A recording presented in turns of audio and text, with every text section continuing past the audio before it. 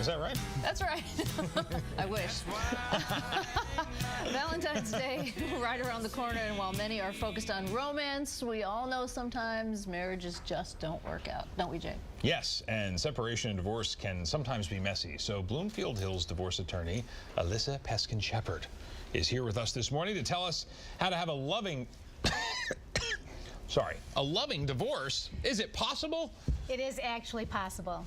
And if you think about defining loving, is that not about necessarily loving the other person, because obviously you're divorcing, you're not in love anymore, but about loving yourself also. Now, I have been divorced, obviously, and I have a lot of friends who've also been divorced or are going through a divorce. I have one friend, a total of one, who has a very amicable divorce with her ex.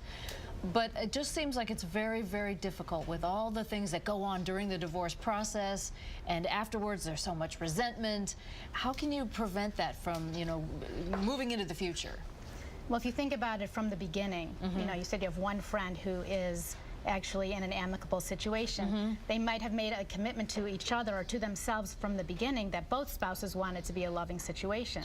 So if you're going into it saying, I want it to be a good situation without the drama, without all the animosity, and looking toward the future, not what brought you to that situation, which is mirrored with conflict, but looking toward the future, toward a better relationship in the future, toward a better situation, then you are definitely going to be able to move forward in a more loving fashion. What have you found is the number one argument when going through a divorce? Once you get to that point, what do couples who are trying to get through it, what do they fight about the most?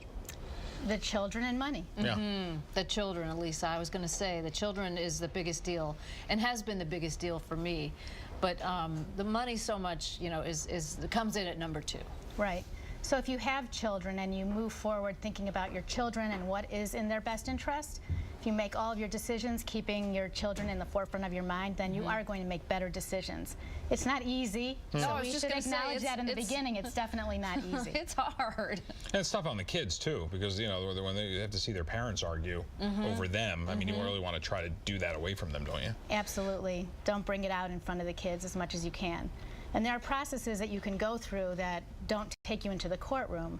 You can go through a mediative situation through mediation, or you can even go through a new process called collaborative divorce. These are good on the screen too. Focus on resolutions. Don't be emotional. Well, that's tough to do, but you can try. Keep good people around, and basic values. What do you mean by basic values? Decide from the beginning what are your basic values, and try to prioritize. What is worth fighting about, what isn't.